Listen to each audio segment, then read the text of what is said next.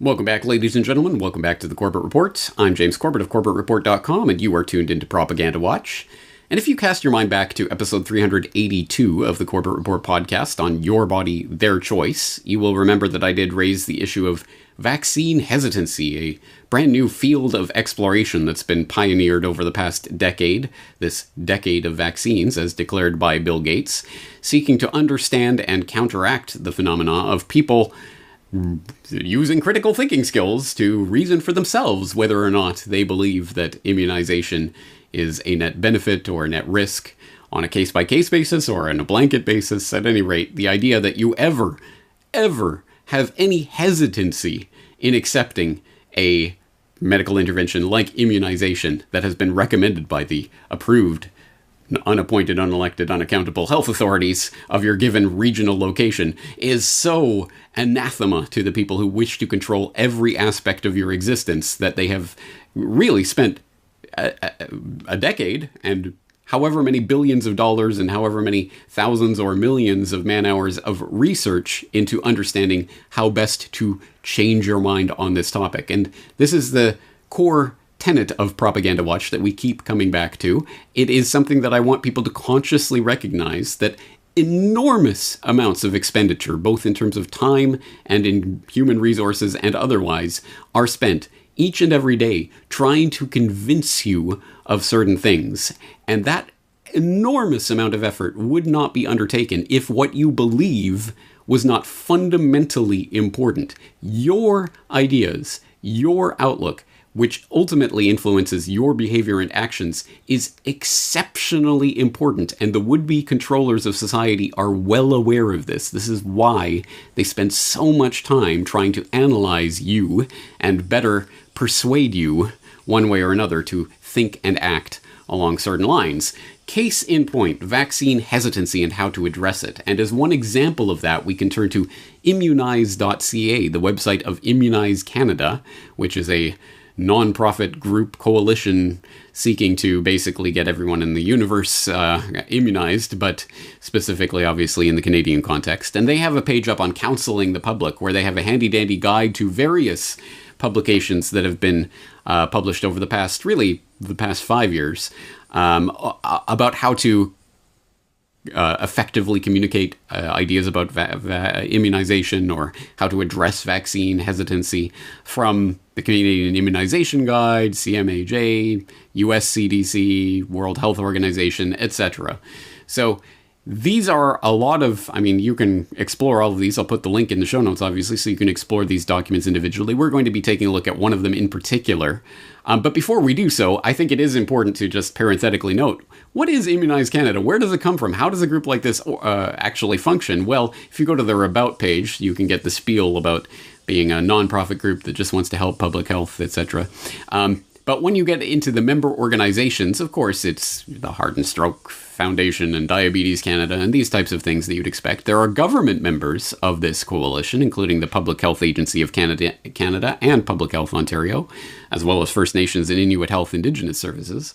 But there are also sponsor members, including GlaxoSmithKline, Merck Canada, Seqirus, Pfizer, Sanofi Pasteur. Wow, the vaccine manufacturers collaborating and colluding with government and with various public health agencies in order to address the problem of their unwilling customers being hesitant to accept their wonderful, benevolent products. This is a marketing campaign that is literally being sponsored by the companies that directly stand to benefit from it, with the imprimatur and even the force of government behind them. And yes, well, you're the crazy one for thinking this is a conspiracy. It's not a conspiracy. It's right there in plain sight. They don't even bother to hide it. What's possibly wrong with having these corporations that literally stand to monetarily benefit from this, sponsoring the organizations that are looking to persuade you using psychological insights and research to accept their products? In what other field would we accept that? But in this field, it's you're crazy and you're a wild-eyed anti-vaxxer if you don't 100% trust every one of these products. Ridiculous. All right, well, let's take a look at how they intend to address this. And we're going to look at one specific document that came to my attention recently, the World Health Organization Europe's document on how to respond to vocal vaccine deniers in public.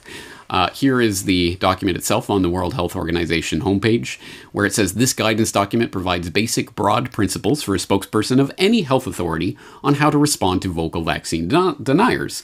The suggestions are based on psychological and public health research, communication studies, and WHO risk communication guidelines." So I will, of course, put the link in the show notes so you can go and access this document directly for yourself and read it for yourself.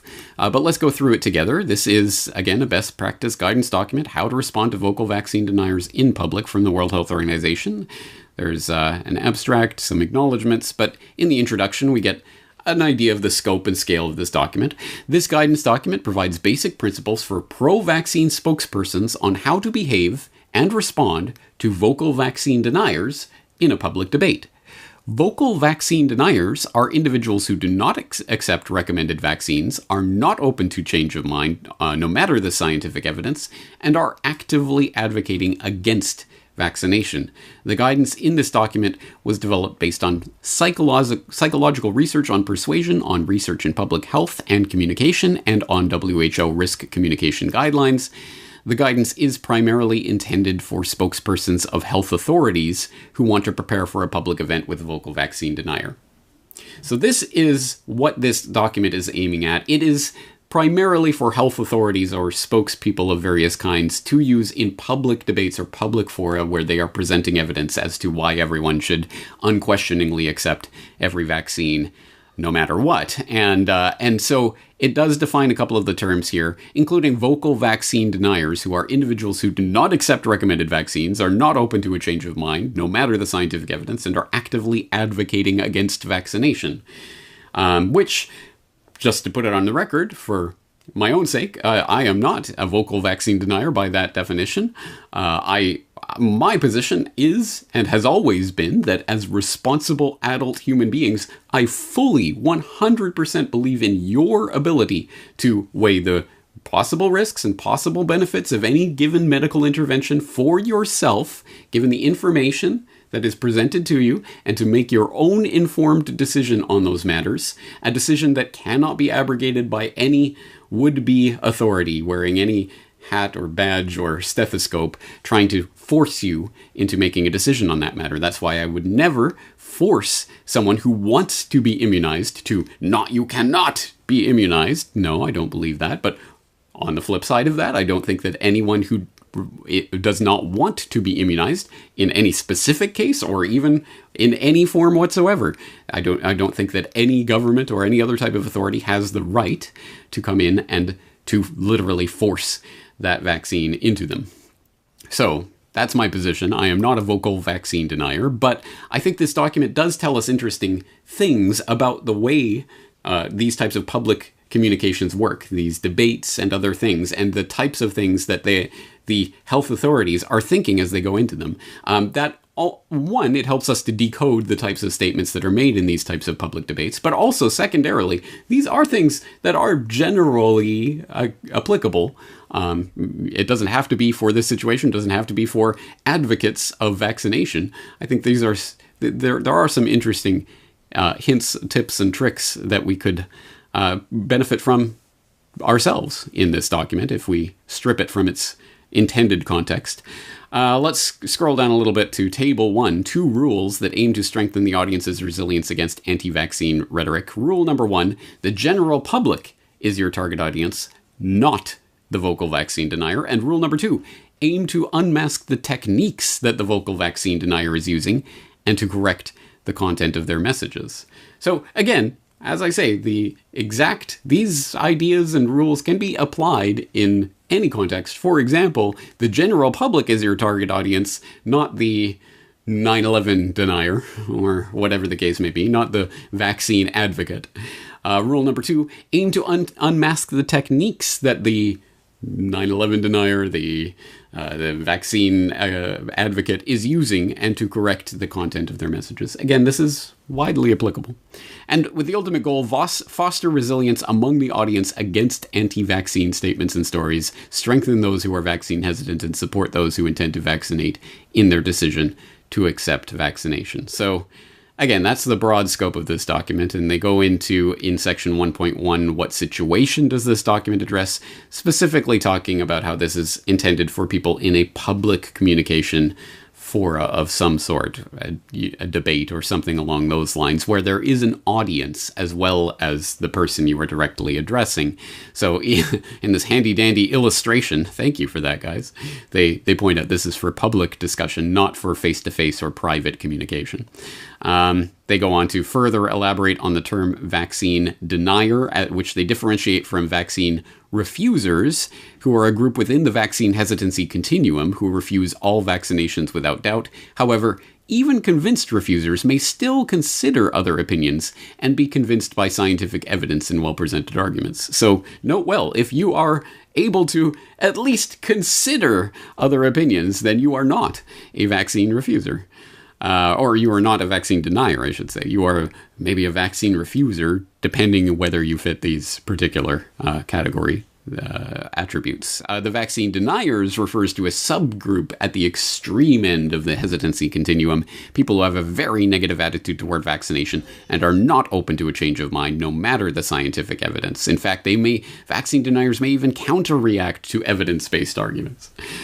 So they're projecting a lot, I think, but at any rate, they even provide, again, this very helpful, by which I mean not helpful at all, illustration showing, oh, okay, so here's the differentiation. There's the hardcore of vaccine deniers who have very low or zero probability of ever changing their mind. There's the vaccine refusers who are unlikely to change their mind, but are open to doing so. And then there are the hesitant individuals who are more highly probable of being open to changing their mind at any rate. As section 1.3, they go into the term vocal vaccine denier to underline the point that a vocal vaccine denier is not only a vaccine denier, but someone who is taking that into the public sphere and advocating and arguing that no one should take vaccines and under any circumstances. And that's basically the way that they're defining that in this document. But they go into, in Table 2, actions undertaken to spread messages of vaccine denialism. And I think, again, the projection that's going on here is remarkable. One, skewing the science. Vocal vaccine deniers ignore and reject scientific evidence that counters their arguments, as opposed to the pro-vaccine advocates who 100% embrace any and all scientific evidence or studies that in any way undermine or counteract their point, right? No, of course not, right? Two, shifting hypothesis. Vocal vaccine deniers change the topic that they're addressing when they fear to lose an argument, which is actually one of the core ideas that is being taught in this and other documents about how best to change and tailor your message to reach your audience, and how to change even the point of what it is you're trying to address based on who you're talking to. 3, censorship.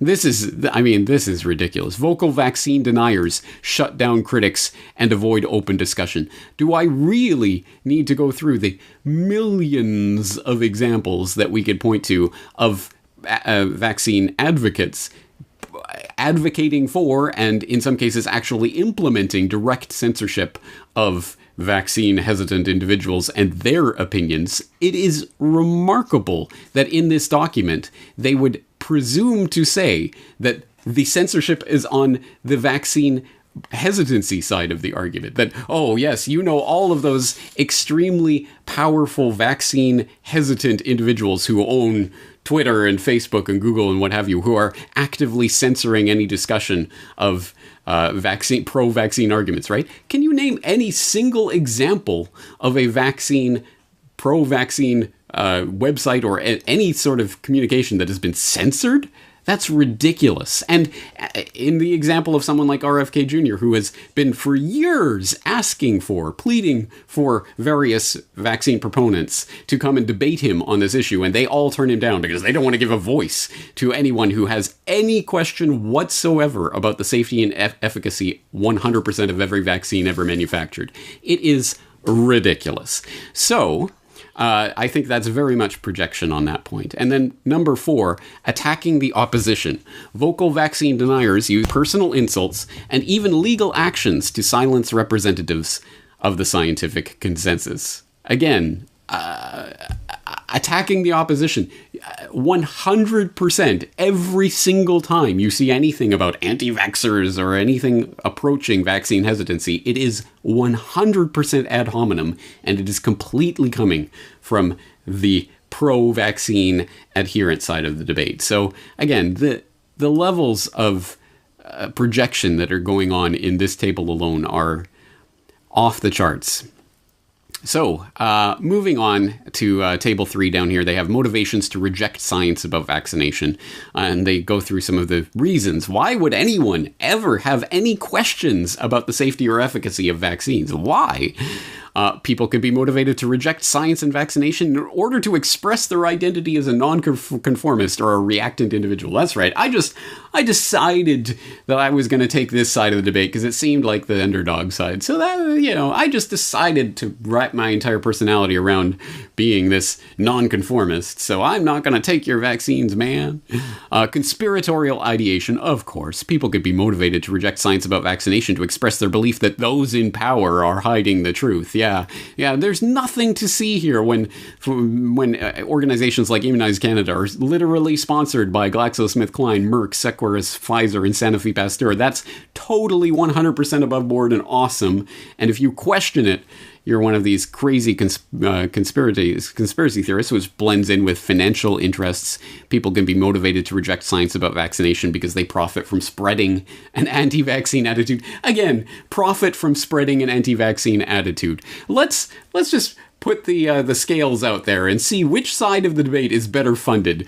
The bajillions of dollars provided by the Bill and Melinda Gates Foundation, the Wellcome Trust, all of these mammoth multi-billion-dollar well-funded endowments and foundations with all these grant money sloshing around, the World Health Organization, all of these international health bodies, let alone the governments and all of the various sponsor organizations, let alone, of course, the vaccine manufacturers themselves who are in the back door funding all of these organizations and groups, versus the handful of grassroots people who are actually trying to get information out that opposes this agenda. I wonder where more of the money is coming from. It's ridiculous. Again, on its face, ridiculous. Fear of needles and disgust is one of the reasons why people might be hesitant. Expression of moral values, to express their moral value of purity, which is a weird way of putting it. I'm assuming they might be lumping religious objections in with that, but that's a very strange way of putting it. And then social identity needs. So basically people are just trying to conform with their peers by being vaccine hesitant. Again, some very interesting ideas about why people reject the science about vaccination. Again, just framing the entire debate in a way that presumes the conclusion that they want. So then they go on to talk about the target audience, and again, talking about what a true discussion entails, acknowledging different points of view and testing the strengths and weaknesses of different arguments. A media or public debate is not a true scientific discussion. In addition, vocal vaccine deniers will rarely adhere to these basic premises. You know, those shifty vocal vaccine deniers. So, again, reiterating Rule 1, the general public is your target audience in this type of public communication, not the individual you are addressing, which, again, is broadly applicable to any sort of public communication. So how do you understand your target audience? Well, basically, they go into the point that everyone, as human beings, have biases. We are not robots that simply process logical arguments 100%, so... we all have biases, negativity bias, narrative bias, backfire effect, etc. And they go through these different biases and what they mean. For example, the negativity bias reveals that individuals trust scientific studies more when they report a health risk that could potentially harm people than studies that indicate no risk for people, etc. They go through these types of biases and then talk about debunking. Research on debunking misconceptions does not only help to avoid pitfall, it also helps prepare messages to mitigate the influence of myths. If a spokesperson wants to correct a misconception, it will not be enough to label the belief as false. The audience is seeking explanations and tends to believe corrections that provide an alternative to the myth. Again, broadly applicable, good advice for anyone involved in any sort of public discussion on any issue. Okay, turning to the speaker, and they start to try to get into the minds of who is being spoken to and spoken with. It's really, again, interesting the way they try to pump up the person who is going to be taking on this debate. Facing a discussion with a vocal vaccine denier, you, as the spokesperson, should always remember that the most substantial arguments are on your side. Having a vast body of evidence agreed by the majority of scientists to back up your position makes you well prepared from a scientific perspective. The scientific consensus that you are representing can serve as an initial gateway through which to influence your audience's key beliefs and increase this support for public policy in support of immunization. Which, again, science by consensus, science by majority opinion of the best funded doctors and organizations claiming to represent doctors. You see where this is going. Scientific research on communication shows that the quality of the evidence you provide not only influences the audience's attitudes towards a health treatment, but also increases your credibility. So basically trying to give a little pep talk to pump people up. Don't worry, you can do it. You've got science on your side. Talk about being a good spokesperson, and they go into the various types of verbal and nonverbal techniques that you can employ in these types of situations, using metaphors, using stories and anecdotes, expression of moral conviction, contrasts, reflection of the group's sentiment, rhetorical questions, setting of high goals, 3-part list, conveying confidence, and non-verbally you can use facial expressions and gestures, as well as varying the volume of your voice and the pace of your speech. So being a good speaker can be learned, and they're, again, very broadly applicable ideas for speaking or communicating in a public context of any sort. And then also being a good listener, which again is an interesting point. In communication studies, the importance of listening in any communication process is unquestioned. To design effective messages, you need to listen to the denier. Even though your true audience is the general public watching or listening, it would be a mistake to ignore your discussion partner. And it shows that discussion is not a platform for a monologue. The public will judge you by the attention, motivation, and participation that you as a spokesperson demonstrate during the discussion. That is no doubt true. I always do take the points more seriously of people who seem to be actually addressing what the other person is saying, rather than going from some pre-prepared list of talking points and not deviating from that in any way. So again, these are just general points that one can use in discussion. Do's and don'ts of communication. Prepare key messages. Communicate what has been achieved. Keep your messages simple. Tell the truth. Tell the truth. That's a pretty good point. Maybe that should be the number one. Maybe that should be the entire document. Tell the truth. That would be a good counter document to this type of document. Repeat your key messages. Avoid humor, which I thought was an interesting point. Humor has long been discussed as an effective strategy to increase the persuasiveness of a message. However, this benefit is absence in the context of health, which could be explained by the fact that humor is easily misinterpreted or even perceived as offensive when used in an inappropriate context. So that's interesting. Do not repeat the anti-vaccine arguments, because you don't want to, just by the fact that repeating them actually reinforces them in the minds of the listener, even if you are negating them, which is another important point, which, again, reflects more broadly on public communications of various sorts. But, for example, if the independent alternative media, all they ever do is talk about what the mainstream establishment media is telling them to talk about on any given subject at any given time, then essentially they're just reinforcing the narrative, even if they're trying to negate that narrative. So that's something to keep in mind. And then do not question the denier's motivation, which I think is this is a good point that should be employed more broadly. I'm not sure I've ever seen any sort of debate on the vaccine subject, let alone many other subjects, that does not, that where the speakers actually adhere to this rule. But it is true to bring in the motivation, I think you're saying this because, is a low blow and should decrease your credibility in the mind of the listener. Use inclusive terms because psychological research shows that high similarity between speaker and audience can increase the audience's compliance with the message. Underline the scientific consensus. Again, everyone's thinking it, so you should too. Emphasize social benefits of vaccines.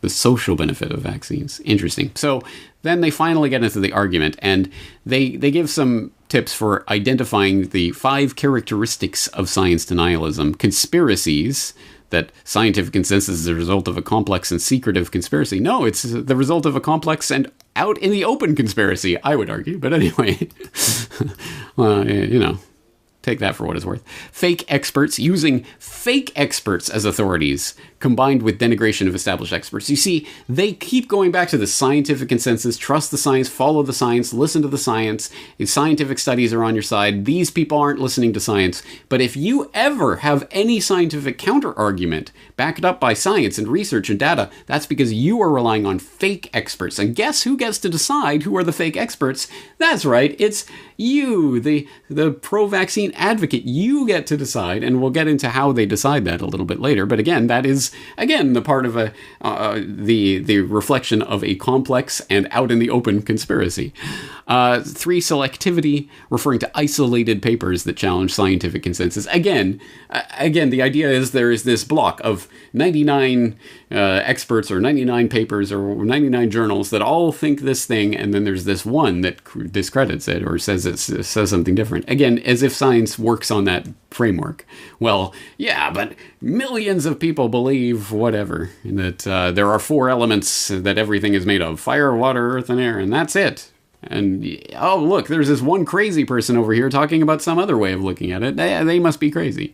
We will never change our mind on that opinion. Number 4, impossible expectations, expecting 100% certain results or health treatments with no possible side effects. Well, interesting. No, of course, no one can ever really reasonably expect that, but you can make your own decision whether or not you think what you think that risk is and whether you think that risk is acceptable. Can you not? Are you allowed to make that decision for yourself?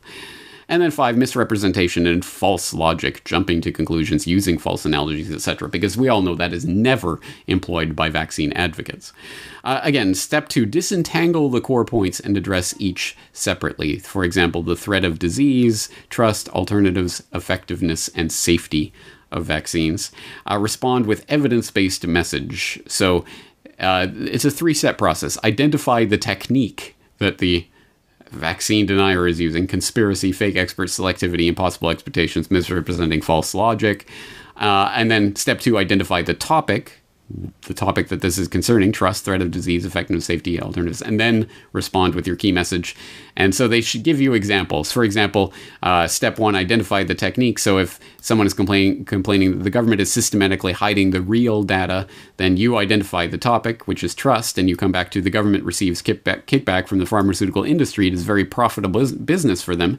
And then step 3, you respond by saying the conspiratorial notion of this statement completely ignores the massive scientific evidence produced by independent scientists all over the world and the benefits of vaccination in protecting entire populations from potentially life-threatening diseases. It also overestimates the power and discredits the motives of health authorities everywhere.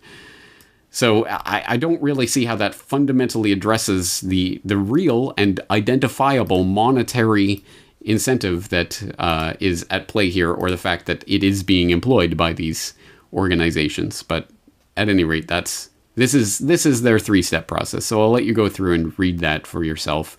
And then 4.1, response to vocal vaccine denier. So they give you this handy dandy chart so you can prepare for every single possible type of argument that you could encounter and what you should say in that circumstance, because we all know that's going to come across as totally not scripted and stilted when you actually do that in a public forum, right? And then 4.2, beyond vocal vaccine deniers, response to other discussants. Not everyone who spreads false information about vaccination in public is a vocal vaccine denier. Vocal vaccine deniers are motivated to reject science for a variety of different reasons. A discussant can make a false claim simply because the discussant is misinformed. That is, the discussant repeats claims of vocal vaccine deniers without being one.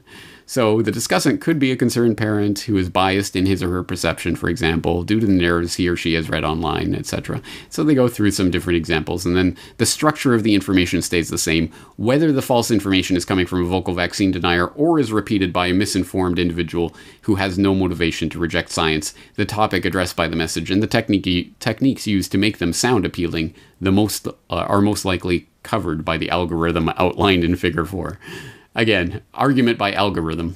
I don't think that's going to work in reality.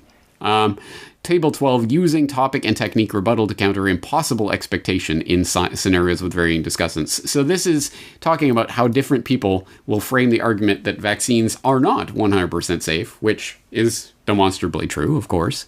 So here's how you respond to people who are making that argument in public. So, for example, the vocal vaccine denier says vaccines should be 100% safe, and the rational, because he's a crazy, wild-eyed weirdo, and then the rational voice of authority says expecting 100% safety is impossible.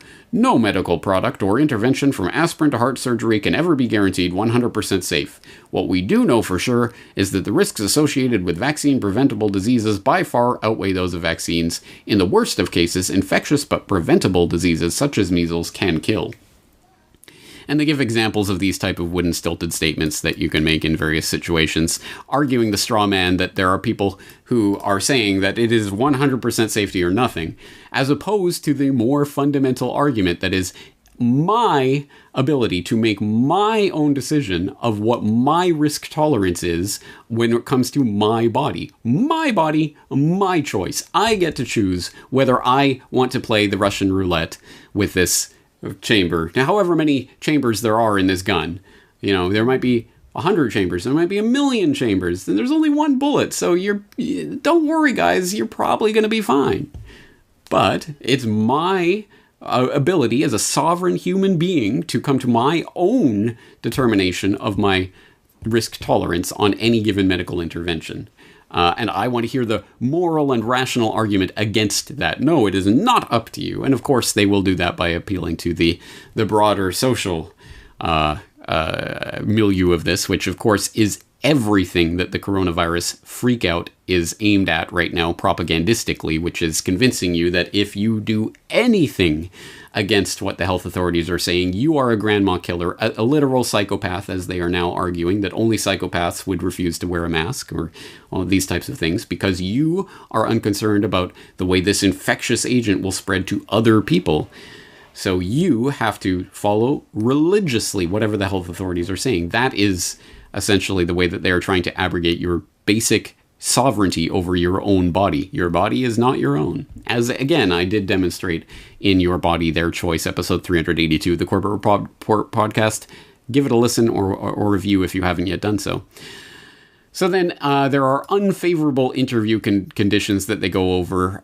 So, for example, they talk about ways that even trained spokespersons may find it difficult to stay calm and deliver key messages in various contexts. So they have to, for example, demand fairness from the moderator or make the audience aware of the bias that's going on, etc. And then they talk about depolarization and embracing the opponent, which is interesting, talking about we're all concerned about the health and safety of people and blah, blah, blah, trying to connect on those types of issues, which again is more rhetorical trick, essentially, that is being employed rather than genuine sympathy.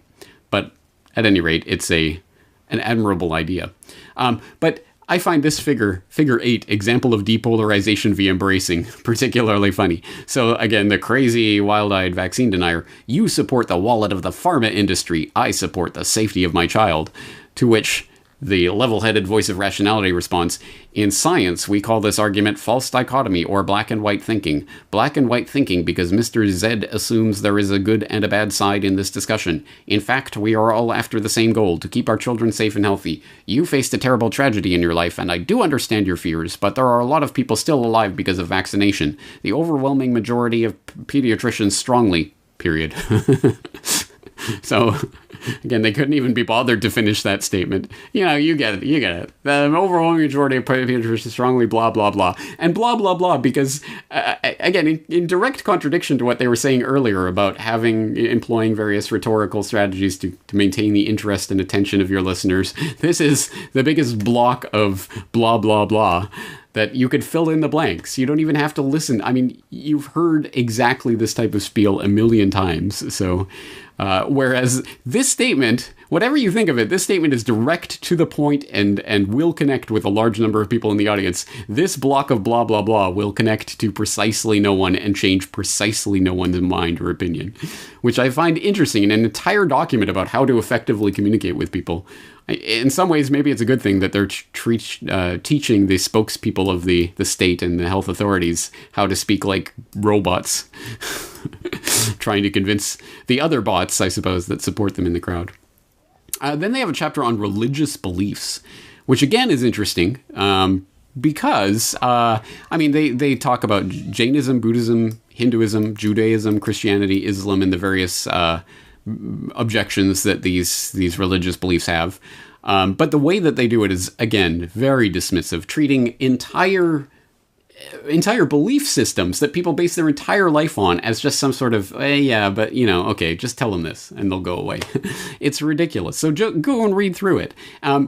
Just for example, in the Christianity, vaccines with remote fetal implications are morally acceptable with a duty to protect children unless alternative products are available, is the counter argument. Well, go and read it for yourself. They reference, in the document, they reference this papal decree, the moral reflections on vaccines prepared from cells derived from aborted human fetuses, which gives a rather in-depth study of this issue and it's not an easy thing to just say, oh, okay, so whatever, Catholics say it's okay to use these vaccines. Well, actually, no, it goes into great degree of detail and it talks about the moral duty to continue to fight and employ every lawful means in order to make life difficult for the pharmaceutical industries, which act unscrupulously and unethically. And they talk about the grave responsibility to use alternative vaccines and make a conscientious objection with regard to those which have moral problems. But then, again, they reference this, but they don't address this in any degree of detail. Similarly with the other objections from other religious beliefs.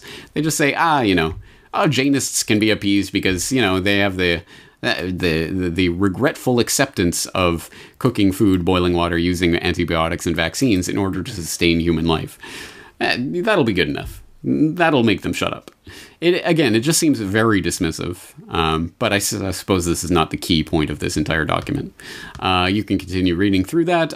Chapter 8, How to Behave in a Passionate Debate, and it gives some ideas for that, and then participating or not, basically whether you should enter into a debate in public or not, and you shouldn't. For example, if you're not media trained, you do not have sufficient time to prepare, the content, focus, or format is unclear or repeatedly changed, the format does not seem serious, the audience of the discussion is not relevant or large enough to justify your participation, the journalist is unwilling to listen to you, you suspect the discussion may be too biased, or your safety during the discussion cannot be guaranteed. So, again, absolutely, it's those crazy vaccine deniers who in any way they always try to shut down, censor, and avoid discussion, but here are the reasons that you shouldn't participate in discussion. Fair enough. I agree that there are certain times in which public participation in certain public fora is not really advisable or not really helpful, but at any rate, that does cut both ways, which is, I'm sure, allowance they do not make. And then they give you a handy-dandy flowchart about whether to agree to a debate or an interview or not. So, again, treating the people who are reading this document as robots. Just go through the flowchart and you'll find out whether or not you should attend the debate. Ridiculous. Chapter 10, Fake Experts and Predatory Publishers. This is the other part that I think, again, is the open conspiracy. No, there's nothing hidden about it. It's quite open. But they give you the examples of what scientific articles should be treated acceptably. Okay, that's scientific research versus what should be taken with caution. And they talk about articles that are not indexed in scientific database, articles published in a journal with no impact factor, articles published in an open access journal. Open access. Journal metrics cited come from sites that are not transparent. including Google Scholar, interestingly. But again, this is creating the consensus around a given topic because, of course, there is an ecosystem that supports certain lines of thinking, an entire academic / publishing / governmental ecosystem of this is approved science. This is what is being funded, is being sponsored, is being published. That constitutes science. And everything else is fake experts. So, again, it's a big club, and you ain't in it, as usual, and we get to determine the limits of that club in conjunction with our bajillionaire backers and the pharmaceutical industry and the other industrial monetary interests behind this and the governments. They can all decide what constitutes science, so they get to define it in a way that this is the consensus. Because look, this is all that's ever published on the subject, is things agreeing with it. So if you're against it, that means you're not part of the consensus. You're appealing to fake experts.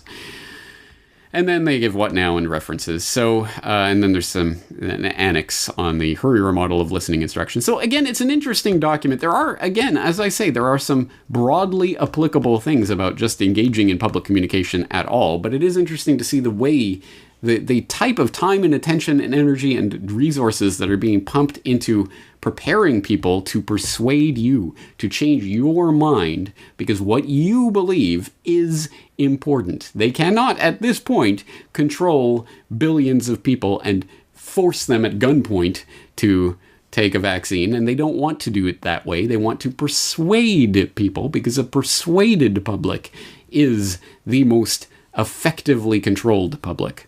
And another example of how this is broadly applicable that I want to point out, this document in itself is referenced in a lot of different places. For example, the government of Washington has up this addressing fluoride hesitancy using immunization approaches. So again, we have this broad-based medical intervention that everyone knows is 100% safe and effective, and it's great, and it's sunshine and rainbows, but for some reason there are crazy people who are against it. Well, how can we address that hesitancy? Well, exactly like you address vaccine hesitancy. So you'll notice that in their articles and research to address hesitancy, they actually, again, directly link to this document from the WHO, How to Respond to Vocal Vaccine Deniers in Public. So, again, this is broadly applicable, and it is being used against you, whether you know it or not, when you see public communications by health authorities. It is very likely they have read this document or been briefed on it, or similar documents from the entire ecosystem of the international health, public health industry, because that is what it is, essentially, that has produced these types of documents over the past decade, the past several years in particular. So I thought that this was an interesting exploration, wanted to share it with you. That is going to do it for this edition of Propaganda Watch. Thank you. James Corbett at CorbettReport.com. Looking forward to talking to you again in the near future.